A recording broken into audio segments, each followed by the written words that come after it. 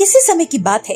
वीरपुर गांव में देवनारायण प्रसाद सिंह नाम का जमींदार किसान रहा करता था, जिसके हजारों एकड़ों में खेत खलिहान नौकर चौकर थे।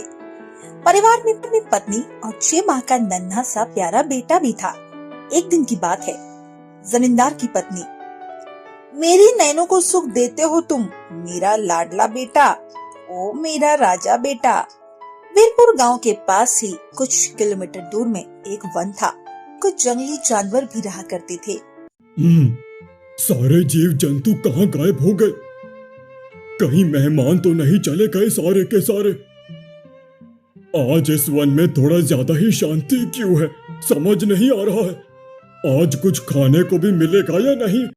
भालू भोजन की तलाश करते करते वन से कई किलोमीटर दूर बाहर निकल जाता है। हे भगवान, मैं कब मनुष्यों की टोली में आ गया? ये क्या, भोजन की तलाश के चक्कर में मुझे मालूम ही नहीं हुआ। कोई बात नहीं, पता चला है कि मनुष्यों की टोली में भी कुछ पालतू जीव जंतु रहते हैं। जाकर देखता हूँ कुछ मिलता है या नहीं। उस वक्त में भालू जमींदार के बाग में घुस जाता है और वहाँ एक बाई जमींदार साहब के मुन्ना को झूला झूलती होती है। इस वक्त वो भालू को सामने देखकर अचंभित होकर डर से मकान के अंदर प्रवेश कर जाती है। ये सब देखकर भालू जल्दी से उस छोटे मुन्ने को पकड़कर वहाँ से वन की ओर प्रस्थान हो जाता है। मजा ही आ जाएगा। भोजन तो आज भर पेट करूंगा, मजा ही मजा होगा। भालू के समक्ष क्या है? ऐसा महसूस होता है कुछ भोजन ले आया है और भालू उसे ग्रहण करने वाला है। चलो फिर इस भालू को चूना लगाता हूँ। मुझे बिना जानकारी दिए ही भोजन को स्वयं ही समाप्त करने का विचार कर रहा है यह भालू। चीता को सामने आता हुआ देखकर भालू भयभीत होकर तत्काल वहाँ से रवाना हो जाता है और चीता भी भालू के पीछे रवाना हो जाता है। पेड़ के बगल में विश्राम कर रही बकरी ये सब नजारा देख रही थी। यही ठीक समय है नन्हे मुन्ने को इस जगह से खुद के साथ ले जाने का, वरना तो वो भालू या चीता दोनों जानवर में से कोई एक तो इसे अपना शिकार बना लेंगे। इतना स्वयं से विचार विमर्श करने के पश्चात बकरी तुरंत उस नन्हे बच्चे को साथ लेकर अपने भवन में आ जाती है और उस नन्हे मुन्ने को स्वयं का दूध पिलाती है। इस भालू ने तो आज मुझे बहुत अधिक शिथिल कर दिया। इतना तो मैं पीते 15 वर्ष से भी नहीं भगा था जितना स्थिर आज हुआ हूँ। चलो अब उस छोटे मुन्ने को शिकार करते हैं, उसके पश्चात अपना मकान में आराम से सो जाएंगे। उस स्थान में वापस आ जाता है जिस स्थान में छोटा मुन्ना था। ये क्या, छोटा मुन्ना कहाँ गायब हो गया? किसका इतना साहस? जिस किसी ने मेरे भोजन को खाया है, कौन ले गया? वादा है इसकी जानकारी हासिल करके ही रहूंगा। मालूम पड़ता है ये उसी भालू की हरकत है। मुझे उसने गलत मार्ग में दौड़ा के स्वयं इस स्थान पर वापस आके छोटे मुन्ने को गायब कर दिया है। इस भालू को तो मैं सबक सिखा कर ही रहूंगा। उधर अपने नन्हे बेटे के गायब होने से जमींदार देवनारायण प्रसाद सिंह का बहुत ही बुरा हाल था। जमींदार साहब, मैंने सोच समझ कर ऐसा नहीं किया। वो तो एकाएक उस स्थान पर वो भालू को देखकर भयभीत हो गई, आपा खोकर दौड़ने लगी। उसी वक्त मुन्ना मेरे हाथों से फिसल गया और वो भालू फुर्ती से मुन्ना को लेकर दौड़ता हुआ चला गया। उसके तुरंत बाद मैंने नौकरों को बहुत ढूंढने लगी उस भालू की तलाश करने के लिए ताकि मुन्ना को छुड़ा लो, परंतु आसपास में कोई नौकर नहीं थे और मैं सब कुछ जानते हुए भी कुछ न कर सकी। जमींदार देवनारायण जी को भाई पर गुस्सा आता है और वो मुंशी से कहता है, मुंशी जी, ले जाइए इसे और जेल में बंद करवा दीजिए। इसकी वजह से मैं अपने राजा बेटे से हमेशा के लिए अलग हो गया हूँ। इसके कारण ही। नहीं नहीं, ऐसा नहीं हो सकता जमींदार साहब, मुझे क्षमा कर दीजिए। मैंने ऐसा सोच समझ कर नहीं किया, मुझे क्षमा कर दीजिए।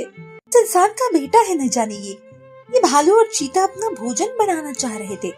वो तो भगवान का आशीर्वाद है कि मैं इस मुन्ना को यहाँ ले आई और मुन्ना को नया जीवन मिला। इसे मैं इसके मकान में कैसे पहुँचाऊं?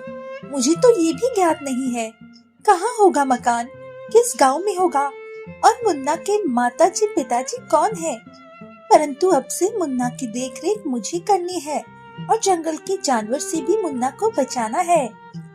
अब से वो बकरी प्रतिदिन मुन्ने को मकान के भीतर शयन करा के भोजन की तलाश में चली जाती थी और मकान वापस आकर मुन्ने को स्वयं का दूध पिलाती।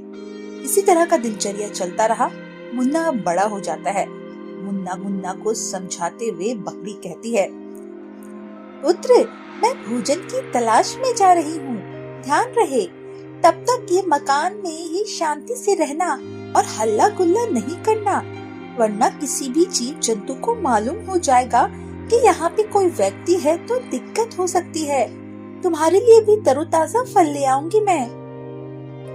जी मम्मी, मकान से बाहर की ओर नहीं जाऊंगा, जैसे आज से पहले कभी नहीं गया। बल्ले बल्ले, तो सारे इस बकरी के हैं। जब मन हो भोजन करो, जब इच्छा हो वृक्ष पर से तरोताजा फल तोड़कर ग्रहण कर लो। परंतु हमें तो भोजन प्राप्त करने के लिए बहुत ज्यादा परिश्रम करना पड़ता है। चलो, इस बकरी का तो कार्य हो गया, अब मैं भी अपना भोजन की व्यवस्था कर लेता हूँ। बकरी प्रतिदिन भोजन की तलाश करने जाती और मुन्ना के लिए तरोताजा फल लेकर आती। प्रतिदिन वृक्ष से तरोताजा फल तोड़कर ले जाती है। वैसे ये किसके लिए ले जाती है प्रतिदिन? हालांकि ये पेट भर खाना खाती है वन में। मालूम करके ही रहूंगा आज आखिर बात क्या है। बकरी के पीछे पीछे छुपते छुपते भालू उसके भवन के नजदीक चला जाता है। आप वापस आ गए? फल खाने की तो बहुत तेज से लालसा हो रही है, आपकी ही राह देख रहा हूँ। वापस आ गए पुत्र, ये लीजिए, तरोताजा फल ग्रहण कर लीजिए। मैं थोड़ी देर विश्राम करती हूँ। मम्मी जी, आप बहुत परिश्रम करती हो और मेरे लिए भी खाने की व्यवस्था करती हो, परंतु मैं आपका थोड़ा सा भी सहयोग नहीं कर पाता। नहीं मम्मी, आप मुझे घर से बाहर जाने क्यों नहीं देती हैं? देखिए ना, आप कितनी शिथिल हो गई हैं। मम्मी, कल से आप घर में रहिएगा। मैं आपके लिए बहुत ज्यादा हरी भरी चारा लेकर आऊंगा और स्वयं के लिए भी तरोताजा फल ले आऊंगा। ठीक है मम्मी? नहीं पुत्र, आप घर से बाहर नहीं जा सकते, ऐसा कदापि नहीं हो सकता। परंतु क्यों मम्मी जी, क्यों मैं घर से बाहर नहीं जा सकता हूँ? ये वन जंगली जीव जंतुओं का है और यहाँ मनुष्य नहीं, जंगली जानवर रहते हैं।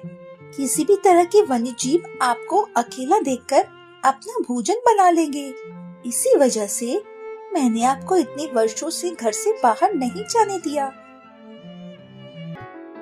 इसका तात्पर्य ये वही नन्हा मुन्ना है जिसको कुछ साल पहले जमींदार के बाग से लिया था। मुन्ना को बकरी चोरी छिपे पालन पोषण कर रही है और इतने सालों में मुन्ना जवान हो गया है। चीता महोदय अनुमान लगाते हैं कि मैंने इस मुन्ने को ग्रहण कर लिया है।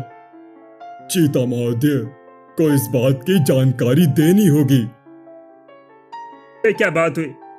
मुन्ने को बकरी अपने साथ ले गई थी, अब उसके साथ रहती है? जी महोदय, मैंने अपने खुले नयन से स्पष्ट देखा है उन दोनों बकरी और मुन्ने को। चलो तो उन दोनों बकरी और मुन्ने को खत्म कर देते हैं। वैसे भी भोजन करने की इच्छा मुझे हो रही है, कई दिनों से मैंने खाना भी नहीं खाया।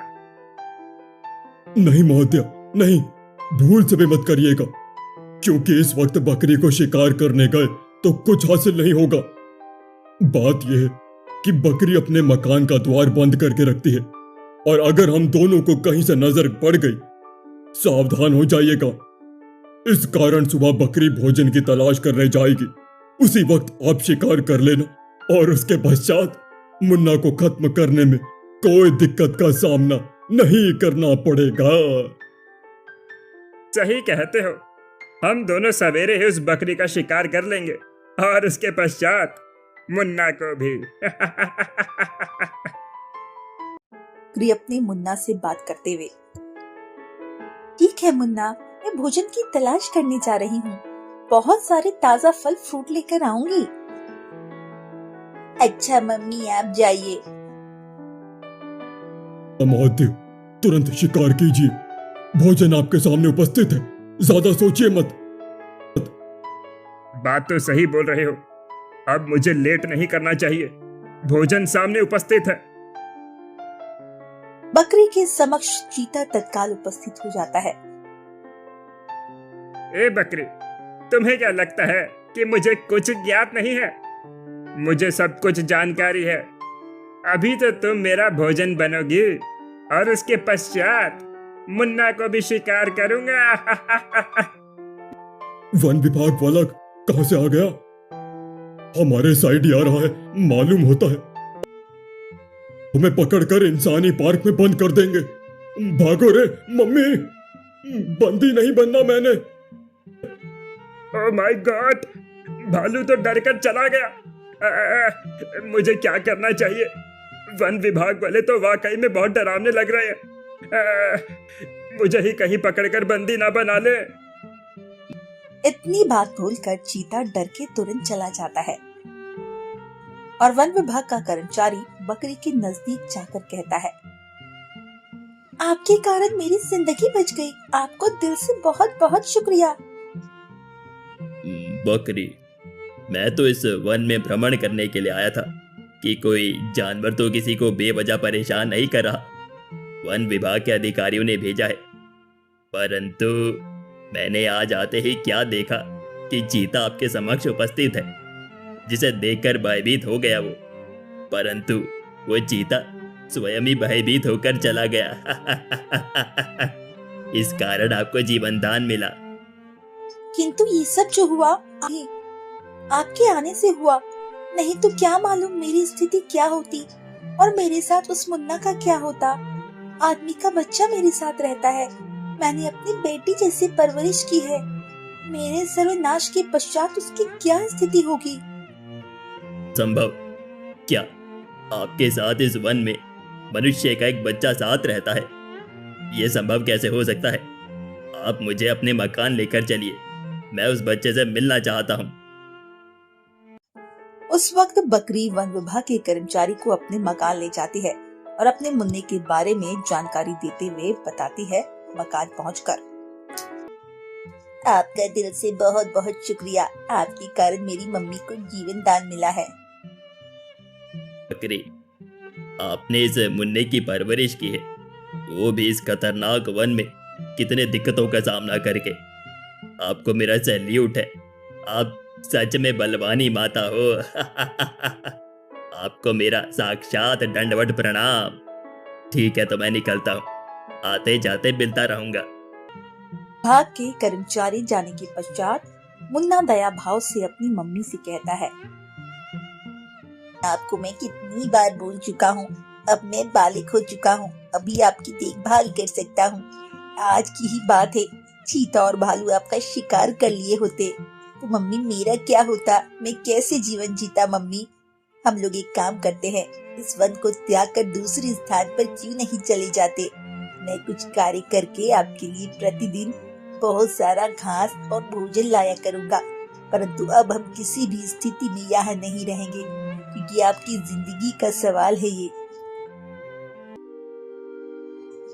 बकरी और मुन्ना उसी दिन चोरी छुपके से वन से रवाना होकर मोहनपुर गांव पहुंच जाते हैं।